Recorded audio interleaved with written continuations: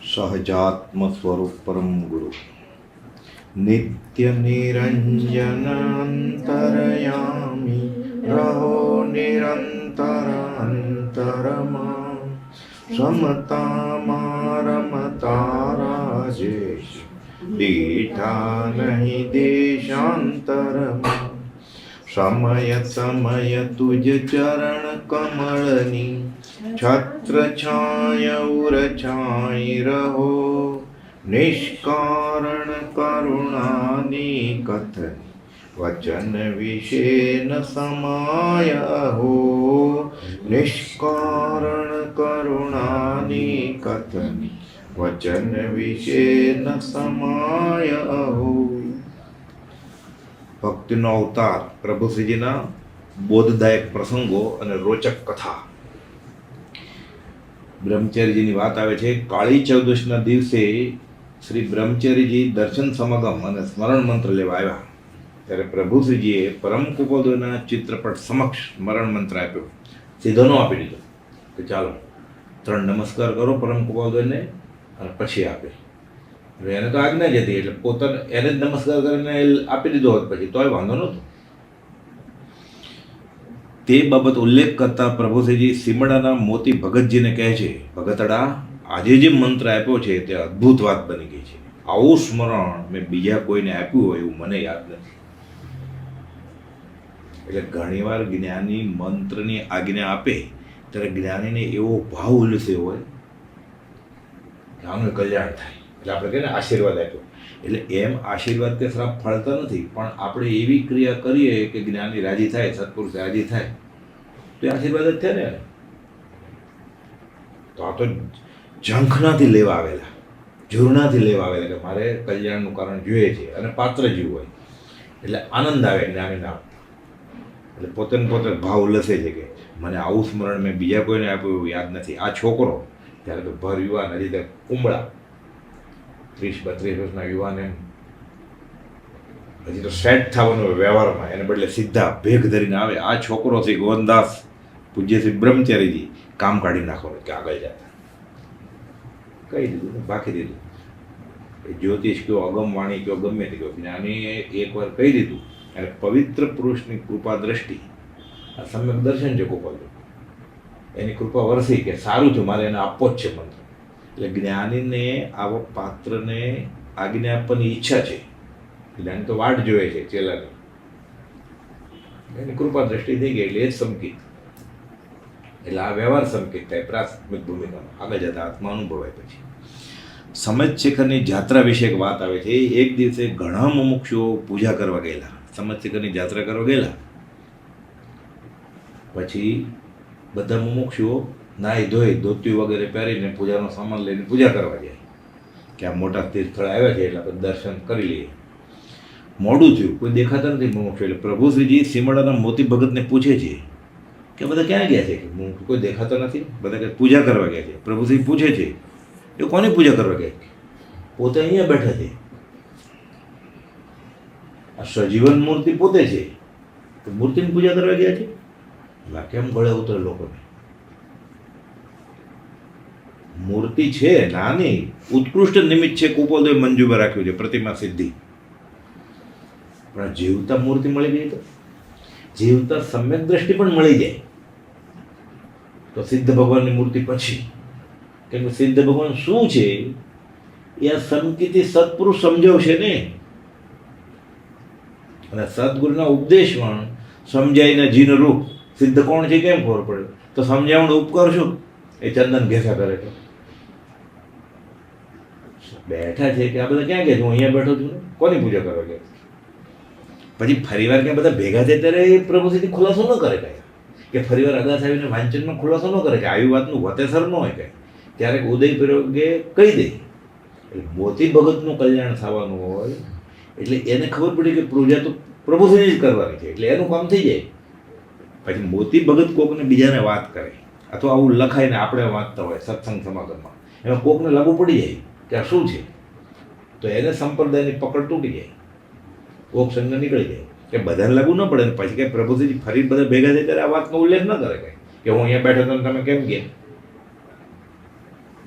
એટલે ઉદયપૂર્વક બોલાઈ જાય ક્યારેક. એવો કોની પૂજા કરવા ગયા છે? અમારે આ ઉંમરે જાત્રા કરવાની ન હોય. અહીંયા કે અમે જાત્રા કરવા નથી આવ્યા.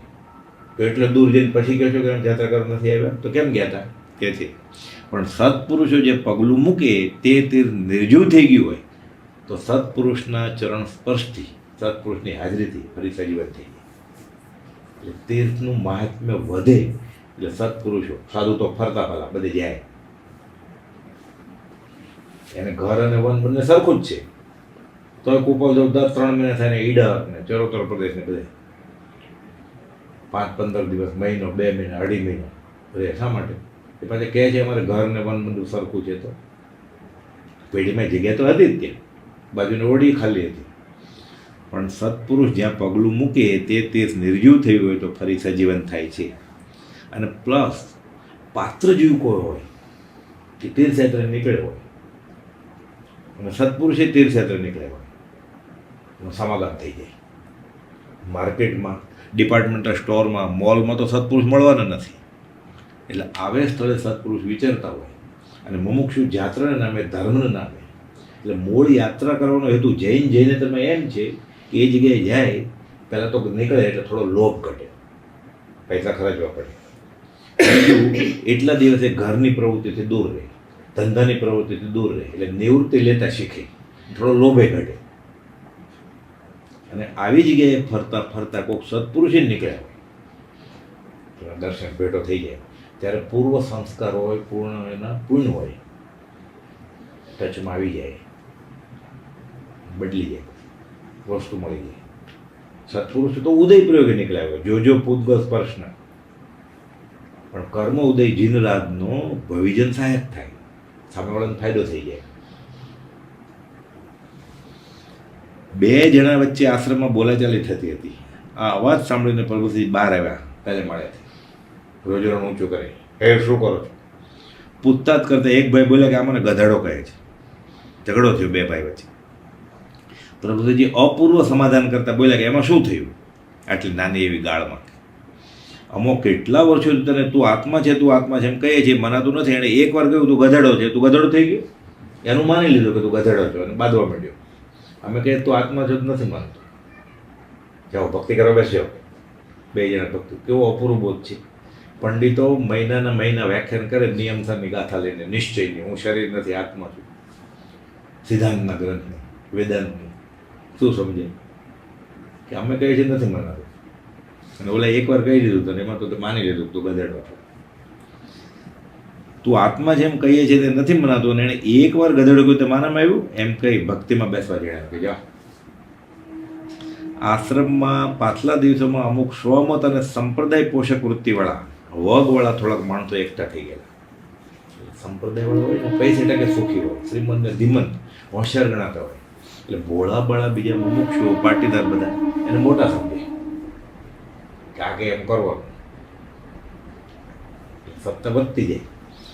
સ્વમતવાળા, સંપ્રદાયની પોષક વૃત્તિવાળા અને વગવાળા થોડાક માણસો એકઠા થઈ અવારનવાર પ્રભુજીને દબાણપૂર્વક જણાવતા કે હવે ઘરડી ઉંમર થઈને ખર્યું પાન કહેવાય. મગન બાપા વાત કરતા જાય. હવે ત્યાં ઉપસ્થિત એવા જૈન સાધુ ઉમેશચંદ્રજી કે ગુણચંદ્રજીને ધર્મની ધુરા સોંપી દો. એટલે મહારાજનો હાથ પકડીને પ્રભુજી આગળ જાય. હવે તમે ખરું પાન છો કેટલા દિવસ, ધર્મની ધુરા સોંપી દો. એટલે પ્રભુજી રજોરણ હાથમાં આમ ગોળ ફરી જાય, બોલે નહીં કંઈ. ફરી વાર 2-4 દિવસ થયા, પાછા આવે બધા ટોળું. ધર્મની ધુરાની સોંપણી કરી દો. હવે પ્રભુથી તદ્દન મૌન ધારણ કરી, એ સાંભળ્યું ન સાંભળ્યું કરી ગોળ ઊંધા ફરી જતા.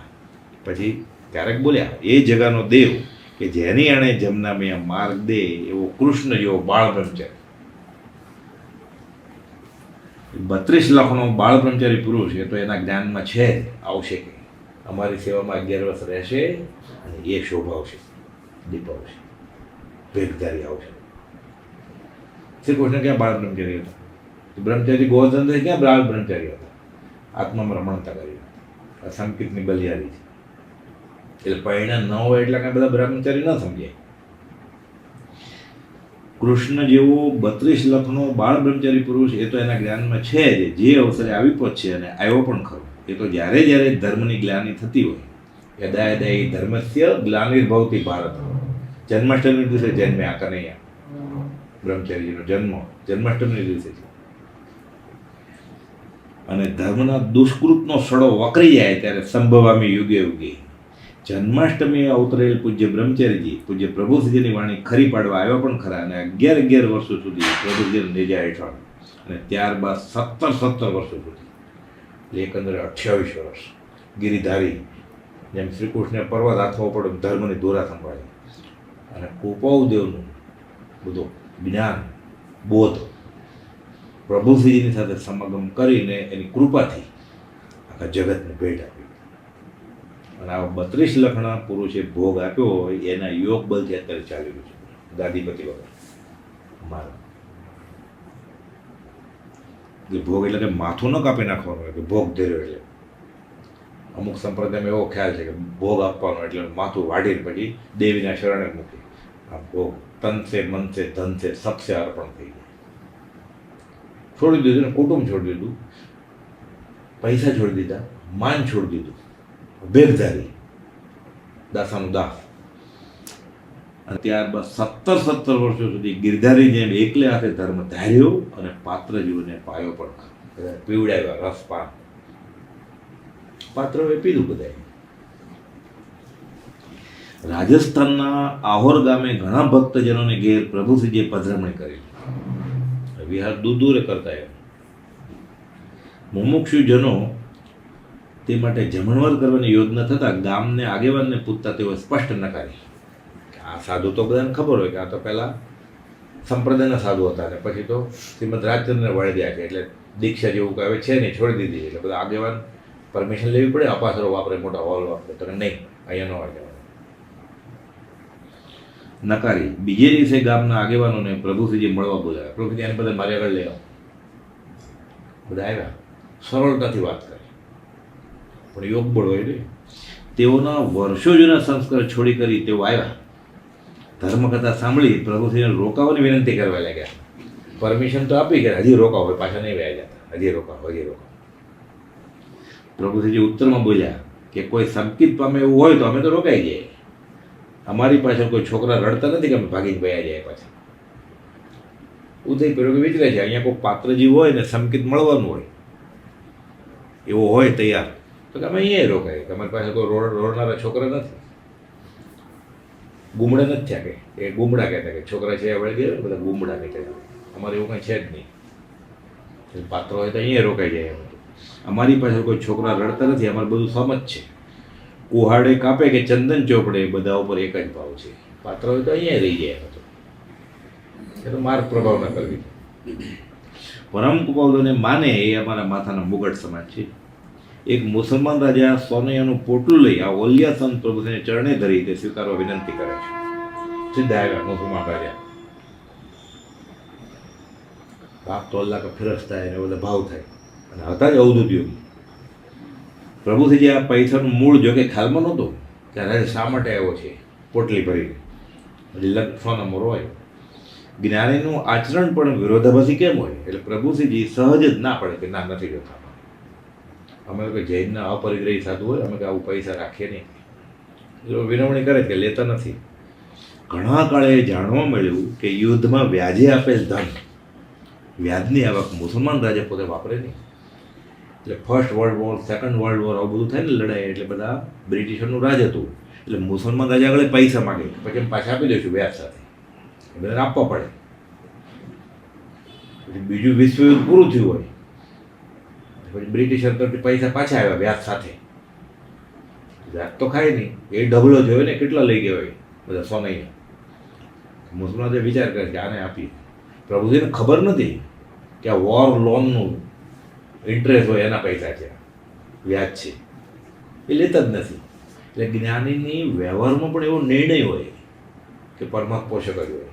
આપણે ખબર પડી કે આ તો લડાઈમાં જે પૈસા આપેલા એ પૈસાનું વ્યાજ હતું, પોતે લીધા નહીં. ભેટ રૂપે આપવા હતા જે પ્રભુશ્રીએ સ્વીકારો નકારે. વર્ષો પછી ખબર પડી. અને પછી ઇતિહાસ છે એ પૈસા બીજી જગ્યાએ વપરાણ અને એ પૈસા જે વસ્તુ બની ધર્મનું સ્થળ જ બન્યું, થોડા વખતમાં એ બધું લૂંટાઈ ગયું. મગજ બાપુ વાત કરે પ્રભુત્વ ન લીધું એટલે એના જ્ઞાનમાં એવું જે નિર્ણય લે કે જે આગળ જરાય પાછું એ ધર્મ પોષક હોય. એકવાર કહે છે અમો તો સમુદ્રના પેટાળમાં રહેલ માછલાના ભાવ પણ જાણીએ, કોણ ક્યારે મોક્ષી જાય એ જાણીએ. કે બધું કહેવાય કે બોલી ન થાય ખબર હોય એટલે ક્યારેક ક્યારેક કહી દેતા હોય. જુનાગઢથી એક પત્ર લખેલું હોય એમાં કહી દીધેલું અમને આત્માનો આનંદ છે, અમને પૂરું ભાવ દેખાય છે. ઉપદેશ અમૃતમાં છાપેલો છે પત્ર. અમે કંઈ બીજાને કહેવા માટે નથી કહેતા, પણ તમને આકુલતા વ્યાકુલતા ન થાય અમે એટલા દૂર જુનાગઢમાં વિચારીએ છીએ એટલે તમારા મનના સમાધાન માટે કહે એટલું, કોઈને કહેવા માટે કીધું નથી. આ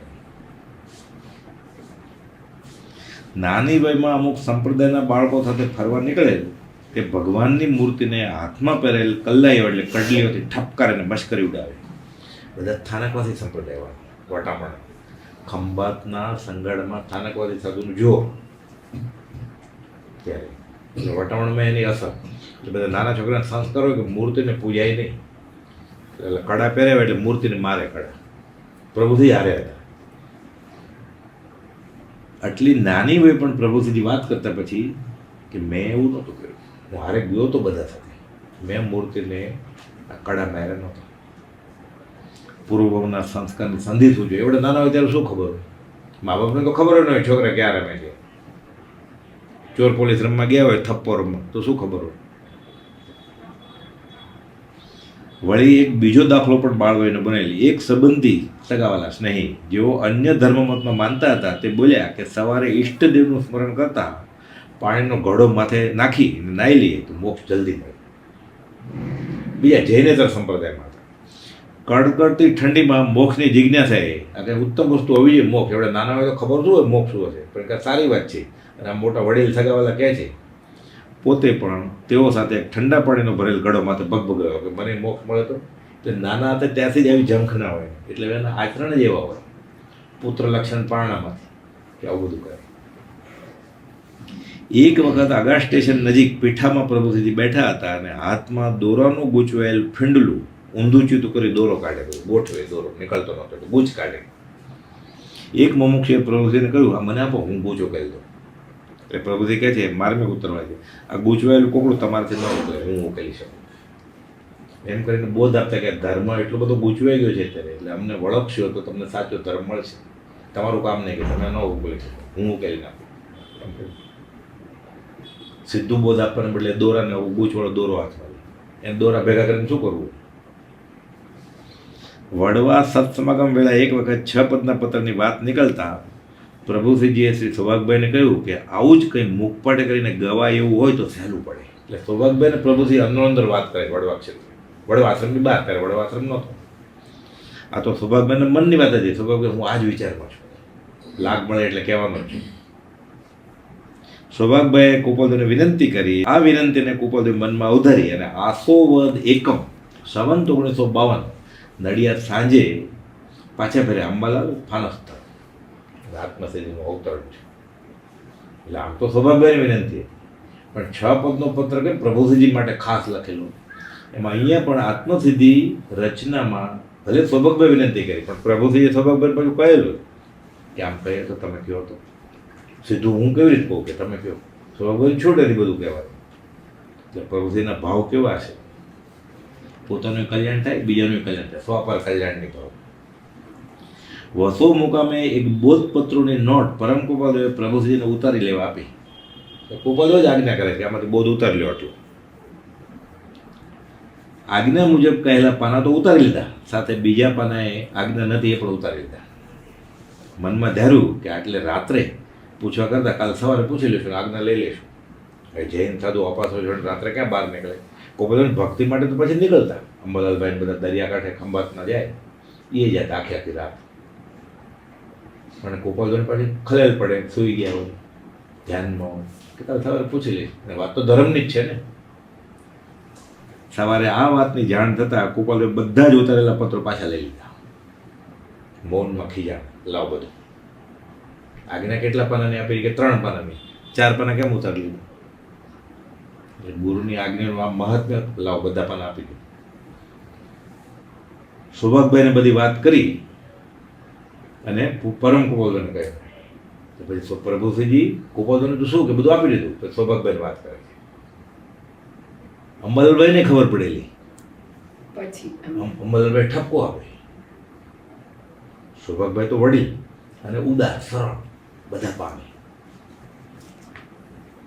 સૌભાગભાઈ કુપોદને કહે છે કે મુનિ બહુ ખેદ થયા છે, આપી દો ને, આવું શું કરો? કુપોદ બોલે ગંભીર હોય કે બોલે નહીં.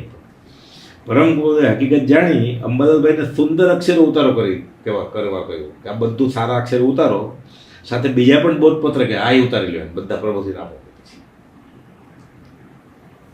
એટલી પરીક્ષા કરી પહેલા, પછી એક્સ્ટ્રા આપી બધું.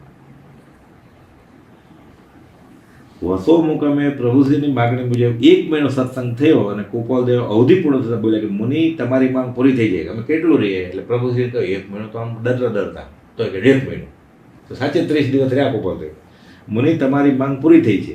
સરળ ચિત્ત પ્રભુશ્રી મનમાં વિચારે છે કે વધુ સમય માગ્યો તો 1.5 મહિનો કીધો હોત તો 2 કીધા હોત.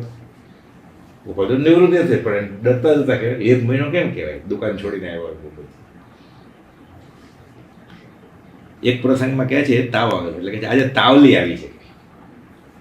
શરીર ધ્રુજતું હોય, ઊભા થવાની શક્તિ ન હોય, ખવાતું ન હોય, હાંફતા હોય, આજે તાવલી આવી છે.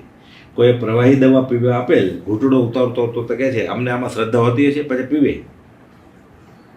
પેલું આંબલિયામાં દવા આપી હોય ને, અમને આમાં શ્રદ્ધા હોતી હશે, એ તો ભલે હજુ વધુ આવે, પછી ક્યાં ઉઘરાણી કરવા આવશે, અમે વયા જશું પછી. એટલે વેદની સામે કેમ લડવું, એ પોતે તો લડે છે, બીજાને બોધ આપે. આખું 1 કલાક 2 કલાકનું વ્યાખ્યાન કરે એ કરતાં વધારે પાવરફુલ અસર કરે.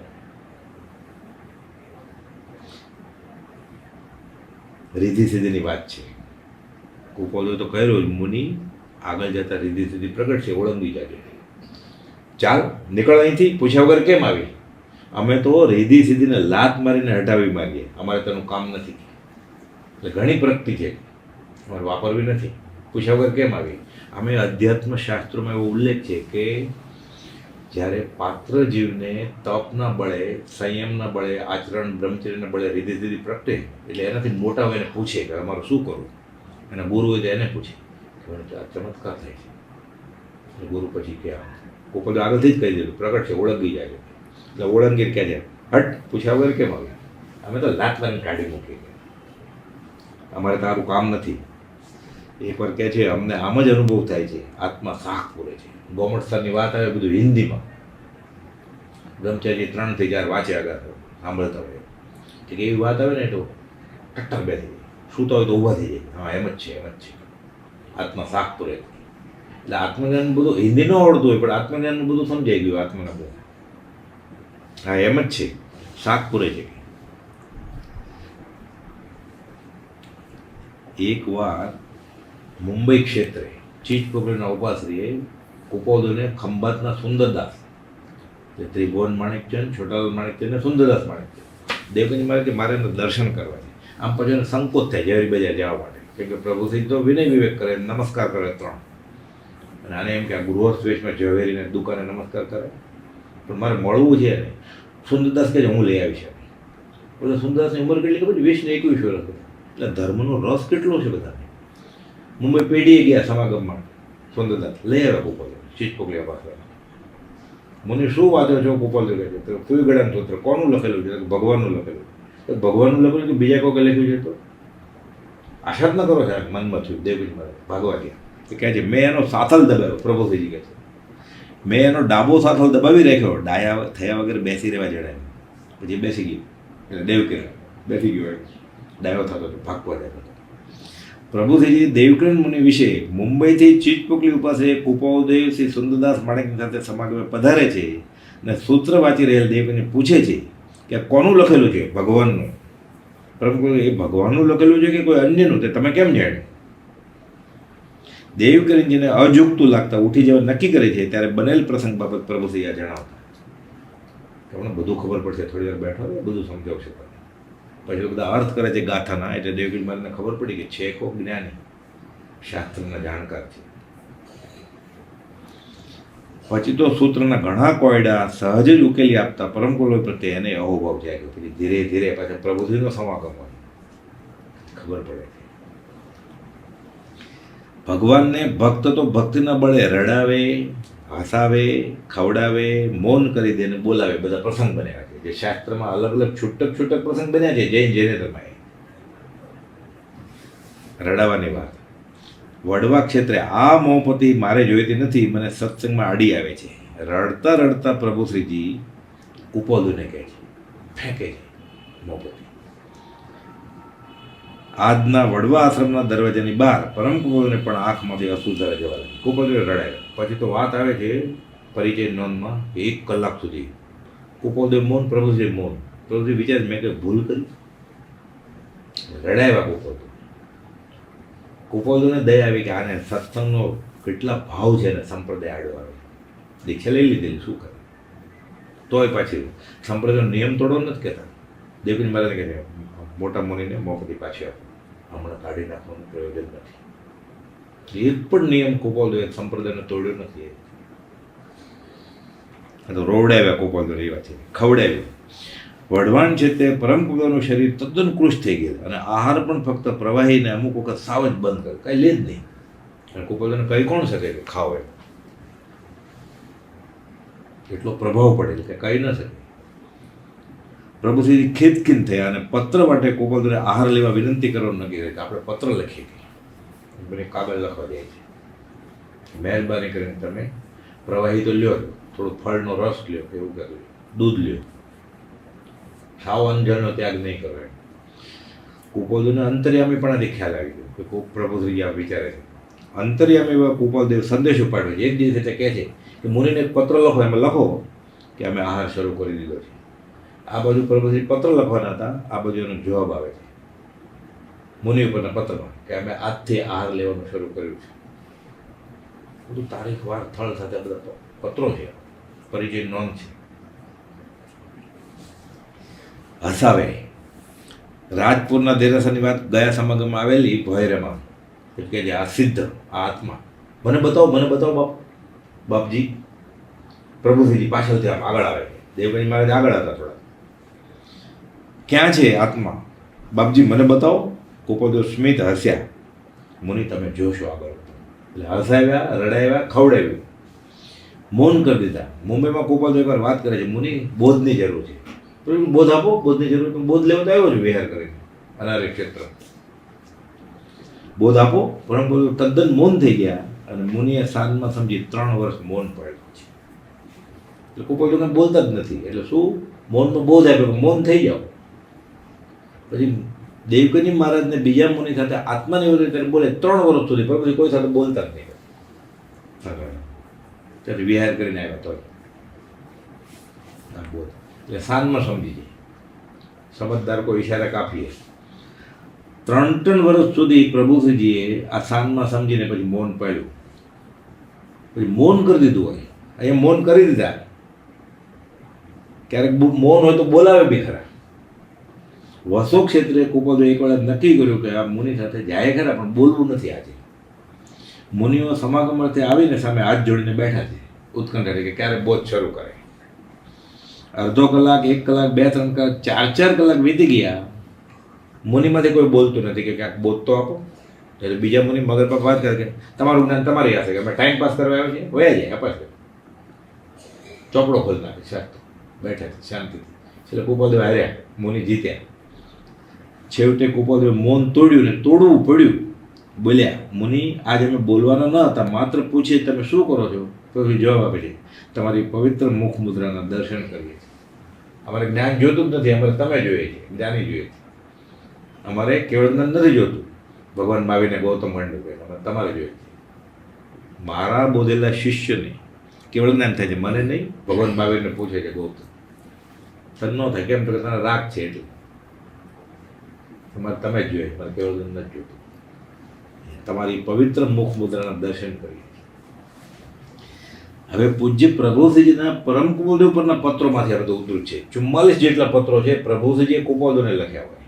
તત્કાલ મોક્ષમાં છે, સત્સંગ સંજીવનીમાં છે, મુનિ પ્રત્યેમાં 5 પત્ર છે જે અગાસ્થી પ્રસિદ્ધિ છે.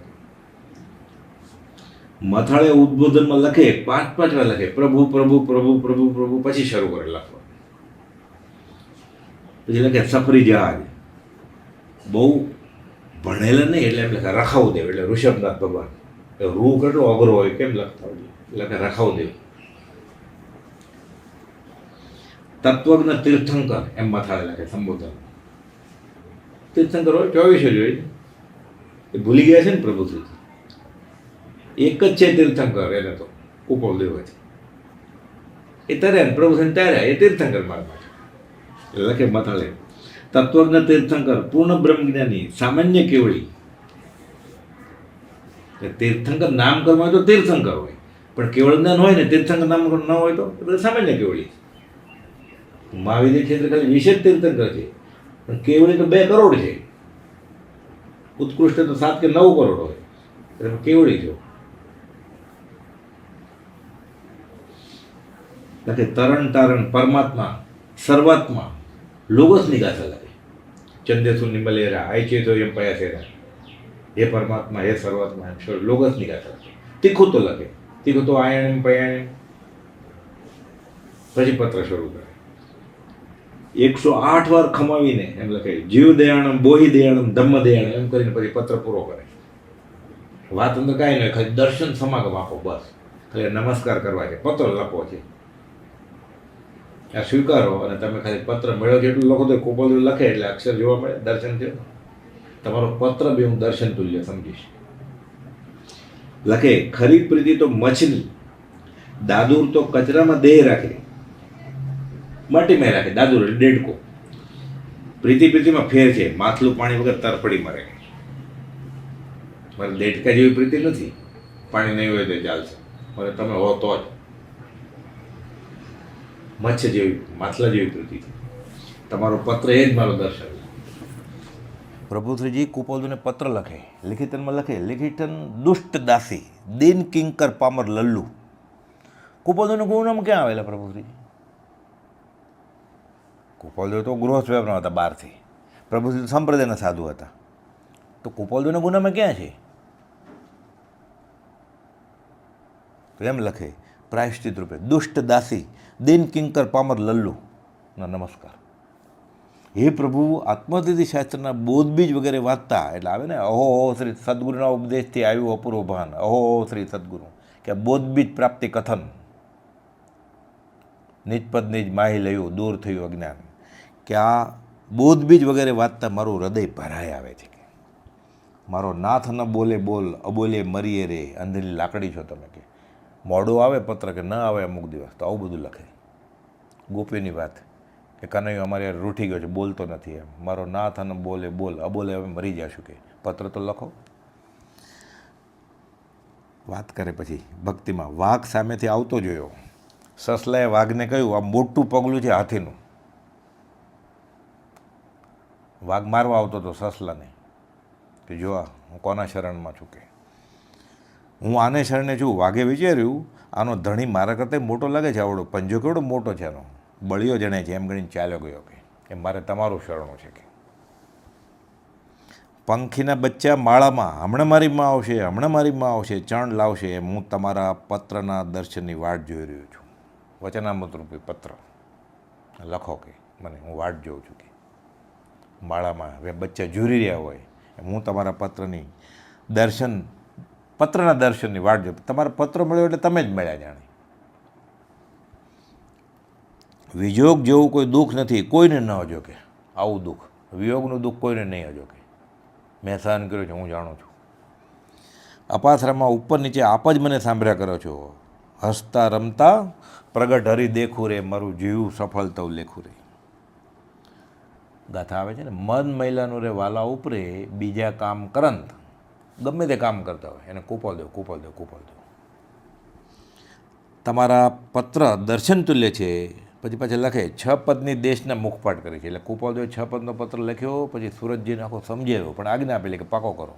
પાકો થઈ ગયો એટલે લખે 6 પદની દેશના મુખપાટ થઈ ગઈ છે. દેશના તીર્થંકર બોલ્યા હોય, આ દેશના કહેવાય.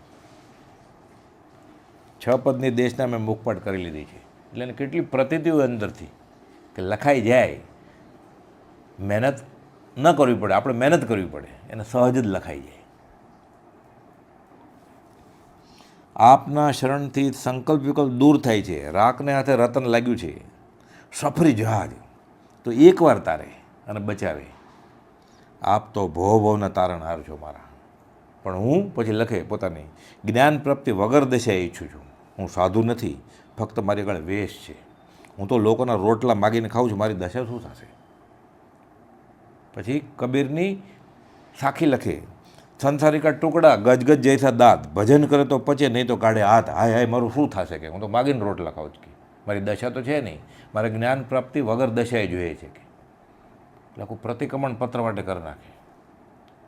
જ્ઞાની આગળ જ પોતાના દોષ ઉઘાડે પડે, આના જેવું કોઈ પ્રતિક્રમણ નથી પછી. એટલે અહંભાવ નીકળી ગયો, સંપ્રદાયનો અહંભાવ નીકળી ગયો, વેશનો અહંભાવ નીકળી ગયો, સાધુપણાનો અહંભાવ નીકળી ગયો, એટલે પ્રાયશ્ચિત થઈ ગયું. એ સાધુ નથી કોણ છે? ગૃહસ્થ છે? ગૃહસ્થ તો છે જ નહીં, એટલે આત્મા છે, સંકિત થઈ જાય. પછી હું જ્ઞાન પ્રાપ્તિ ઈચ્છું છું પણ વગર દશાએ. હું સાધુ છું જ નહીં, ફક્ત વેશ છે મારી પાસે. હું લોકોના રોટલા ખાઉં છું, તો મારી શું દશા થશે?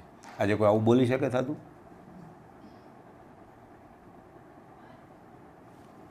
સંસારિકા ટુકડા ગજગજ જૈસા દાંત, ભજન કરે તો પચે નહીં તો કાઢે હાથ. આ રીતે જ દેહ છૂટ્યો તો મારી શી વલી થશે? હે ભગવાન,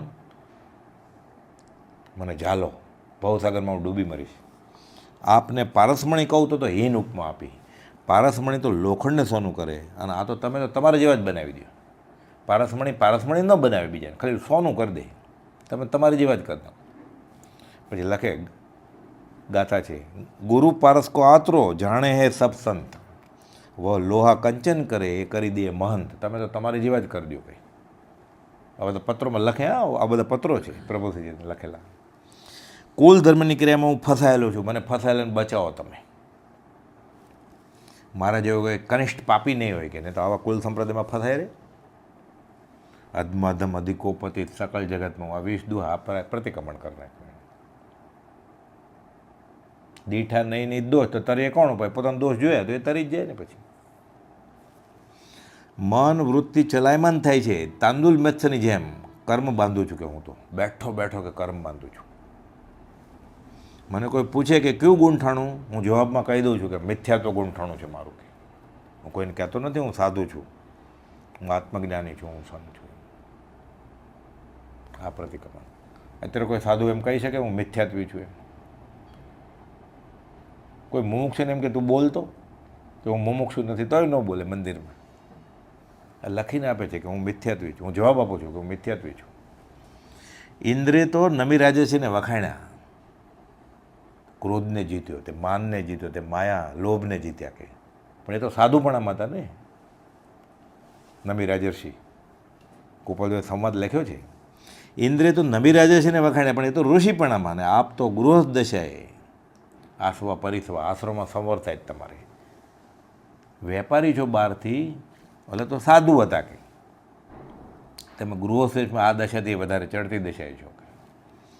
લખે માત્ર હાથ કે પગ કે કંઈ ચિત્ર કરીને મોકલો તો એ ઘણું છે, હું દર્શન તુલ્ય સમજીશ. લેખિત દુષ્ટ દાસી, અલ્પજ્ઞ, પામર, પ્રમાદી, ગોપી સ્વાતિ નક્ષત્રમાં છીપ ખોલે તેમ કે હું છીપ ખોલીને તમારો મંત્ર ઝીલવા બેઠો છું.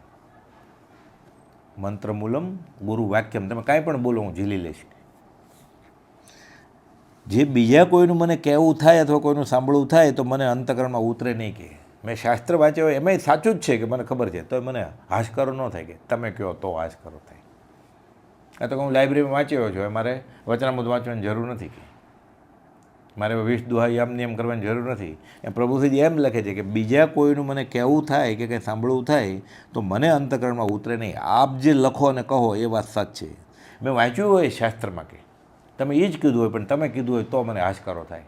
ભલે સુવિગડંગ સૂત્રમાં કીધું હોય, તમે કહો પછી મને હાશકારો થાય. કે અત્યારે હવે મુમુક્ષુને એવું નથી હોતું કે મેં તો ઓલા ફલાણા શાસ્ત્રમાં વાંચ્યું છે, પણ કુપલદેવ વચનામૃતમાં શું કહ્યું છે, આત્મસિદ્ધિમાં શું કહ્યું છે, આ આગમ છે. એટલે આપણે જે આગમ વાંચતા હોય એમાં ક્યાંક એવું લાગે શંકાસ્પદ, તો ઓરિજિનલ કોપી આગમની આવી છે. મગન બાપા કહેતા આને આધારે સુધારી લેવાનો આગમમાં ભૂલ હોય તો. કેમ કે આ ભગવાન મહાવીરના હૃદયની જ વાત લઈને આવ્યા છે. ઓલા આગમે આગમ જ છે, પણ એ લખનારા કોણ છે? એમાં સુધારો થયો હોય, વધારો થયો હોય, કુદારો થયો હોય, ઘટાડો થયો હોય. તમે કયા સંપ્રદાયમાં છો? સ્થાનકવાસીમાં છો, 32 માનશો, શ્વેતમ મૂર્તિ પૂજકમાં 45 માનશો, કે એ કોઈ નહીં માનો ને પરમાગમ માનશો? આ તો મહાવીરના હૃદયની વાત છે. આમાં કેવા સંપ્રદાયની વાત જ છે. આ મૂળ માર્ગ સાંભળો જીનનો છે. એટલે તમે કહો ને તો મને આશકારો થાય, ભલે મેં શાસ્ત્રમાં વાંચ્યું હોય કે મને આશકારો ન થાય. આ શ્રદ્ધા હોય, એવી શ્રદ્ધા આપણે આવે ત્યારે કામ થાય. બ્રહ્મચારીજી કહે છે ગત સુકુમારની જેમ આપણને કોઈ સગડી માથે મૂકવા આવવાનું નથી, પણ એવી ક્ષમા આવશે ત્યારે કેવળ જ્ઞાન થશે. એમ પ્રભુથી જેવી શ્રદ્ધા આવશે ગોપાલજીની આપણને, ત્યારે આપણને સમ્યક દર્શન થશે. જવાબ તો સરખો જ આવવો જોઈએ ને. ગુણાકાર કરો, ભાગાકાર કરો, બાદબાકીઓ સરવાળો કરો. 6 6 36, 18 દુ 36, 12 દોરી 36, 36 એકું 36. કાં ગુણક મોટો હોય કાં ગુણ્ય મોટો હોય, મલ્ટીપ્લાયર કે મલ્ટીપ્લિકન્ટ, જવાબ તો સરખો જ આવવો જોઈએ ને. જવાબ કેવળ જ્ઞાન છે, જવાબ મોક્ષ છે, જવાબ સમકિત છે, જવાબ સાહિક સમકિત છે, તો એ જ થવું જોઈએ ને. એટલે કે આવી દશા, આવી ભક્તિ આપણને ખેલવી જોઈએ પ્રભુથી, ને હતી એવી. તમે મને કહો પછી મને વિશ્રાંતિ આવે છે. મને અનુભવથી જો ખરું લાગે, મને અનુભવી થાય, તો પણ એમ રહ્યા કરે કે પ્રભુ સ્વીકારે અને એમ કહે તે પ્રમાણે છે તો શાંતિ થાય. નિકર એટલે નહીતર ચિત્ત વિકલ્પમાં રહે છે. મને ગોળ ગળ્યો જ છે, ખાધો ગળ્યો લાગે તો તમે કહો કે ગોળ ગળ્યો છે તો હું ગળ્યો માનું. મેં અનુભવ્યું છે, પણ તમે કહો તો મને આશકારો થાય કે બરાબર છે, હું ખોટો તો નથી ને. સૌભાગભાઈ, દન 8 થયા, દેહને આત્મા બેફાટ અલગ દેખાય છે. તમે સ્વીકારો તો પાછું. હવે આત્મા અનુભવ્યો કે હવે ક્યાં પૂછવાની વાત છે? તોય કે તમે આ અવલંબન, આ તો થોડું ક્યાંક વાંચી લીધું એટલે સીધો કુપોલને વચનામૃતમાંથી ખોટ કાઢવા માંડે, ગુંઠાણો માપવા માંડે. સંકિત કોને કહેવાય, શાહિક સંકિત કોને કહેવાય, કેવળ જ્ઞાન મોક્ષ કોને કહેવાય, આ કાળે હોય કે નહીં, બધું પોતે જ નક્કી કરી લે. તો તું જે લાઇબ્રેરીમાં વાંચ્યું હોય કુપોલ નથી વાંચી આવે? એક શ્લોક સંભાળતા વાંચતા યાદ આવતા હજારો શાસ્ત્રમાં ઉપયોગ ફરી વળે જ છે. એ નહીં ખબર હોય ગુંઠાણા વિશે કાંઈ. ખરો આશરો મારે એ પ્રભુ તમારા વચનામૃતોનો છે. આપનો બોધ અને તેનું ભાન મને ન હોત તો આ સંસાર શબ્દમાં હું રજળી મરત, ગોથા ખાયા કરત. આખો ઇતિહાસ પુનરાવર્તન થાય છે. ગૌતમ ગંડર ભગવાન મહાવીરને કહે છે તમે ન મળ્યા તો હું યજ્ઞ જ કર્યા કરત છેલ્લા દિવસ સુધી, મારી ગતિ કઈ થાત? મારે કેવળ જ્ઞાન નથી જોતું, મારે તમે જોઈએ છે. આ કે તમે મને ન મળ્યા હોત તો હું ગોથા ખાત કે ભવસાગરમાં ક્યાં વયો ગયો હતો? તમારા વચનામૃતનો મારે આધાર છે કે. વળી કશાયાદી જે વિષાદ કોઈ વચન સાંભળવાથી ઉઠે તેને ભૂલી જવાતું ન હોય અને ખેદ આવ્યા કરે તેમ હોય, તેનો ઉપાય પણ હે પ્રભુ એક ચિત્તે કરી જ્યાં પ્રભુમાં ચિત્ત કરું છું એટલે શાંતિ થાય છે. ક્રોધ આવી જાય છે, બહુ માન આવી જાય છે, લોભનો ઉદય થાય છે. શું કરવું?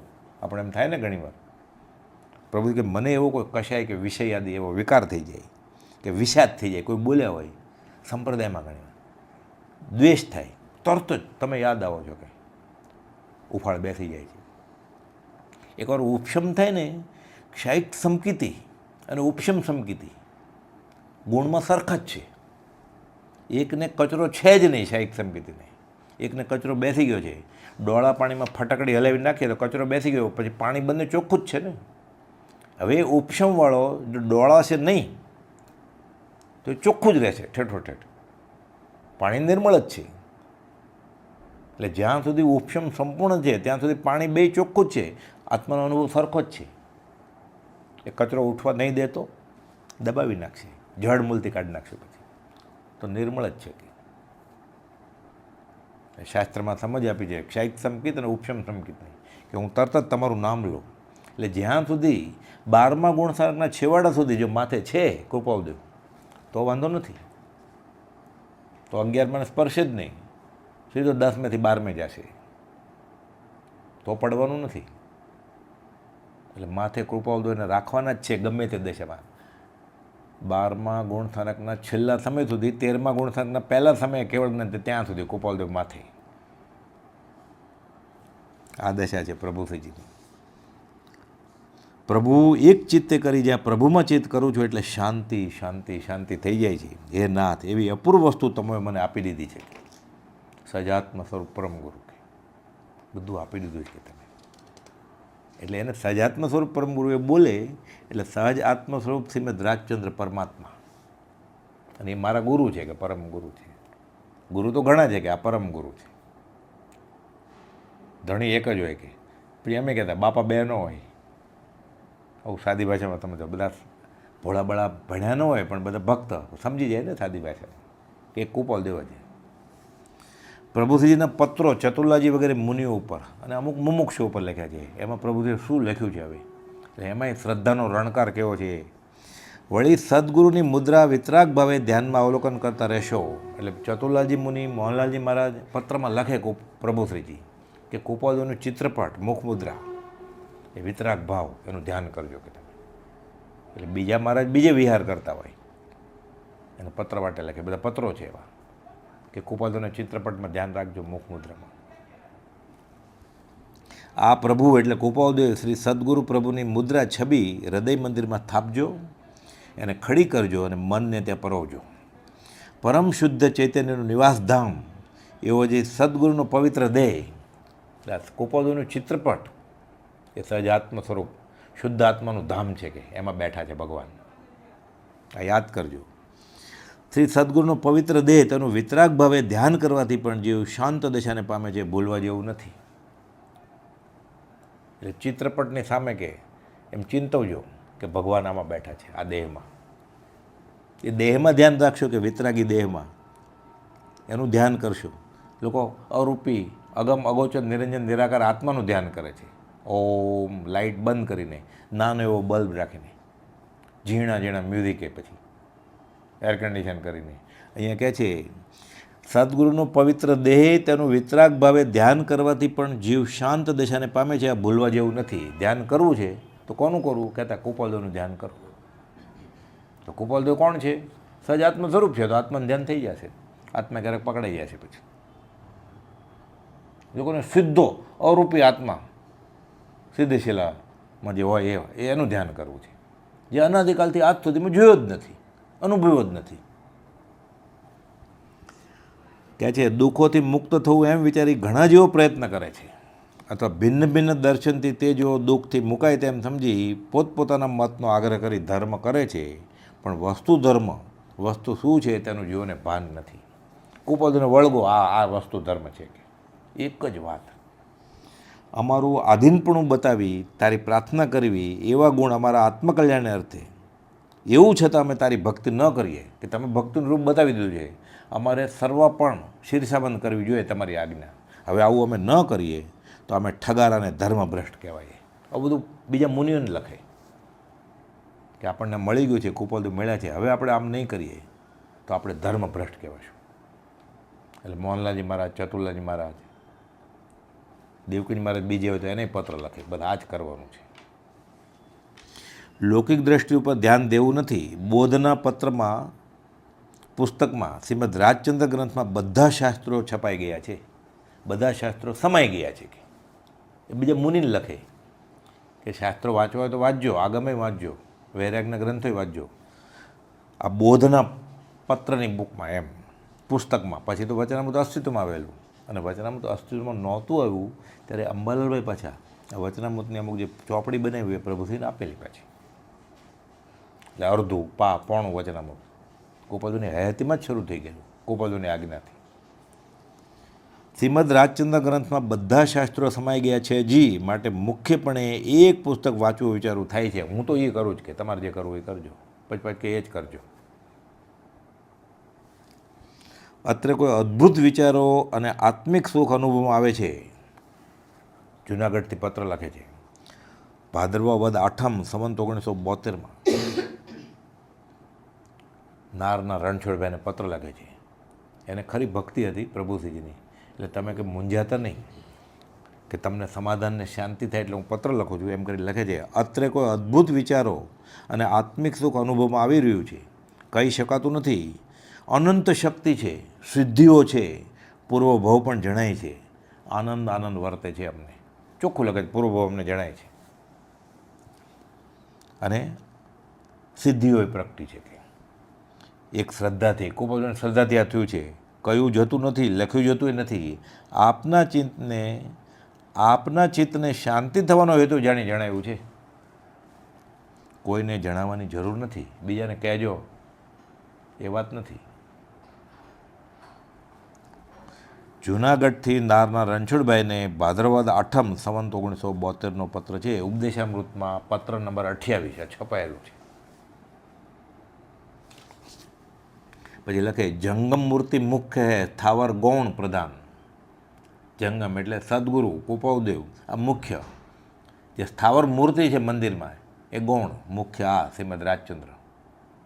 આવું બધું બીજા મુનિ લખે. સ્વ અનુભવી સત્પુરુષ કે વચન પ્રવચન જાણ. આ તીર્થંકરની વાણી છે કે ભેગધારી સુગુરુ કહે પુણ્યવંત કો દેવ, ધર્મ કહે કુળ રીતુ કહે મિથ્યામતી ટેવ કે. એ આગુ સે ચલી આતી. આ તો બધા ભેગધારી કે વેશધારી કેની વાત છે, કુળ સંપ્રદાયની વાત છે કે સહજાત્મ સદગુરુ કહે, જે સહજ આત્મ સ્વરૂપ છે એ સહજાત્મ સદગુરુ કહે નિર્દૂષણ સદદેવ, 18 દોષ રહી તે દેવ, અને સહજાત્મ સ્વરૂપ થયા છે એ ગુરુ કે. ધર્મ કહે આત્મ સ્વભાવ કે સતમત કે ટેવ. કે ઓલા બધા કહે છે કુલ ધર્મ છે, અમે જે ધર્મ કહે છે આત્મ સ્વભાવ અકશાયતા આ ધર્મ. તીર્થયાત્રા લૌકિક ભાવે ઘણા જીવાત્મા કરે છે, પણ ત્યાં વૃત્તિ છેતરે છે. બધા તીર્થયાત્રા જાય ને, જૂનું મૂક્યા વગર છૂટકો નથી, જે દી તે દી મૂકવું જ પડશે કે. એટલે એકાંતે ન કરો એમ નહીં તીર્થયાત્રા, પણ તીર્થયાત્રા કરે મનમાં શું ધારવો છે. આપણે તો ઈડર જાય, વવાણિયા જાય, કુપાલદેવ જે ક્ષેત્રે વિચર્યા હોય, વડવા ક્ષેત્રે, આ તીર્થ સ્થળ છે આપણે માટે. અને કુપાલદેવના વચનનું બોધનું મહાત્મ્ય સમજાય તો સમજ શિખર પાલિતાણ જ છે, બલકે એની કરતાં વિશેષ છે. કુપાલદેવ વચનામૃત 130 લખેલું છે ખીમજીભાઈ પરના પત્રમાં કે જ્યાં જ્યાં સત્પુરુષ વિચર્યા હોય અને તમને વાત કરી હોય એ બોધ એ જગ્યાએ જઈને યાદ કરો તો બહુ મોટું ફળ છે. પછી લખે તાંબુ જે રસ વેદ્યું હવે ફરી તાંબુ ન થાય. એટલે કેમિકલ પ્રોસેસ કરીને સોનું થઈ ગયું, ફરીવાર સોનાને તાંબુ કરવું હોય તો હવે થાય નહીં. કે પ્રત્યક્ષ વચનામૃતમાંથી વાંચી વંચાવી યાદમાં લાવી કાળ વ્યતીત કરશો જી. પછી આજ્ઞા આપે, ઉપદેશ આપે, બોધે આપે, સૂચન કરે કે વચનામૃતથી વાંચજો, બીજાને વંચાવજો, યાદમાં લાવજો અને કાળ વ્યતીત કરજો. તેમના કહેલા વચનામૃત પણ પ્રત્યક્ષ જાણજો જી. હવે અમને ક્યાં પ્રત્યક્ષ મળે? કહી દીધું છે ખુલ્લું. તો મોહનલાલજી મહારાજ વિચારતા હોય, લક્ષ્મીચંદજી મહારાજ વિચારતા હોય, ત્યાં ક્યાં કુપાલદેવ હોય? તો કે પ્રત્યક્ષ જ ગણજો. તો આપણે આગળ વચનામૃત હોય તો આપણે કુપાલદેવ પ્રત્યક્ષ જ ગણવાના ને. તો પ્રત્યક્ષ ગોતવાની ક્યાં જરૂર પડે પછી? આ તો કુપાલદેવને સમાગમ થયેલું મુનિઓને આવી રીતે કહે છે કે વચનામૃતને પ્રત્યક્ષ ગણજો જી. પ્રત્યક્ષ વચનામૃતમાંથી વાંચી વંચાવી યાદમાં લાવી કાળ વ્યતીત કરશો, તેમના કહેલા વચનામૃત પણ પ્રત્યક્ષ જાણજો જી. આગળ ઉપર સર્વ થારું થઈ શકે, એટલે સમકીતી થશે કે પછી ઉતાવળે આંબા ન પાકે, ઉતાવળે પાકી જાય જો એ કહે કે એમ કરીએ તો. હવે પરમ કુપાલદેવના પ્રભુશ્રી પરના પત્રોમાંથી હતું. કુપાલદેવ પત્ર લખતા હોય પ્રભુશ્રીજીને, એમાં શું લખે છે, એમાં પ્રભુશ્રીની દશા કેવી હતી, કેવી છે ને કેવી હશે એ આપણને પત્રમાંથી ખબર પડે કે આ શું થાય. કુપાલદેવ લખે છે પરમ કુપાલદેવ પ્રત્યેની અપૂર્વ આસ્થાથી શ્રી લલુજી મુનિની દશા એટલે પ્રભુશ્રીજીની ઉત્તરોત્તર વધતી ચાલી. કુપાલદેવ એક સમયે કહેલું તમે સાધુ છે ના. આ પ્રમાણે તાડુકેને કુપાલદેવે અનંત કૃપા કરી મુનિને ખરેખર ચોથારામના મુનિની દશામાં આણી દીધા. એટલે ઘણીવાર ખીજાય, અનુરાગ એ શિષ્યનું એમાં કલ્યાણ હોય એટલે ખીજાય. આપણે ખીજાય કોણ? આપણો કાન કોણ પકડે અધ્યાત્મમાં? તો તું આ ભૂલ કરો છે. એટલે મહા પુણ્યનો ઉદય હોય તો કે કાન પકડવાનો મળે, પ્રભુજીને મળી ગયા.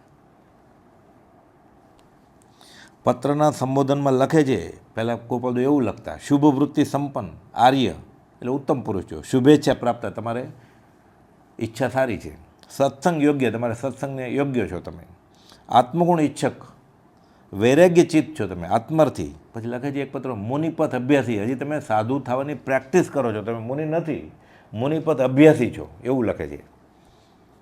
મુનિજી પછી લખે મહાત્મા મુનિ, ધીરે ધીરે આગળ દશા વધે છે. શ્રીમદ એકમાં એમ લખે છે કુપાલદેવ લલુજી મહારાજને શ્રીમદ મુનિ પણ રહેવું પડે છે એવા.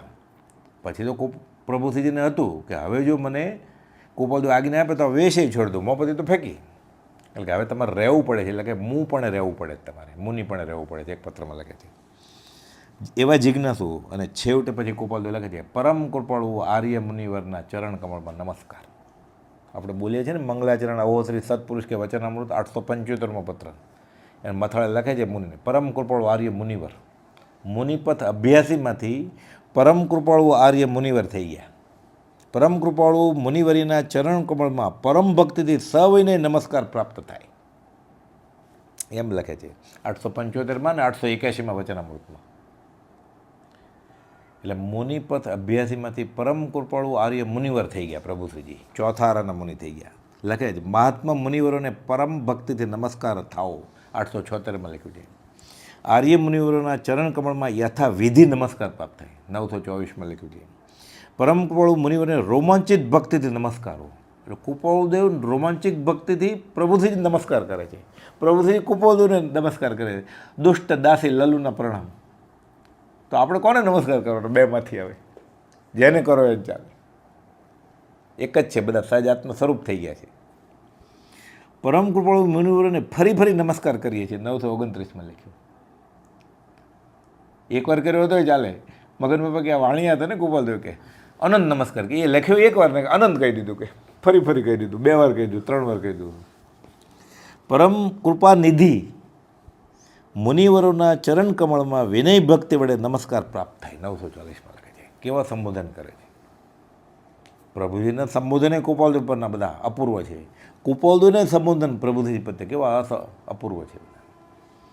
અમારા ઉપર તમારી ગમે તેવી ભક્તિઓ, એક પત્રમાં લખે છે કૃપાલદેવ મુનિઓને, અમારા ઉપર તમારી ગમે તેવી ભક્તિ હો, બાકી સર્વજીવોના અમે અને વિશેષ કરીને ધર્મજીવના તો અમે ત્રણેય કાલને માટે દાસ જ છીએ.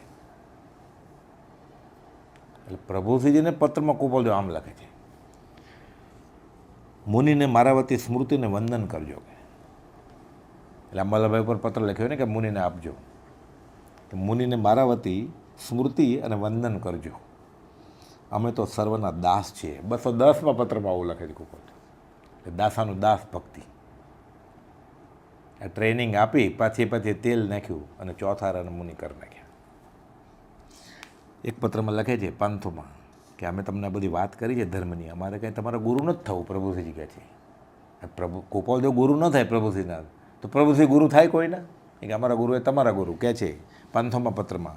વિષયમાં અને ભયંકર સંસારનું સ્વરૂપ જોઈને તેની નિવૃત્તિ વિશે અમને બોધ થયો.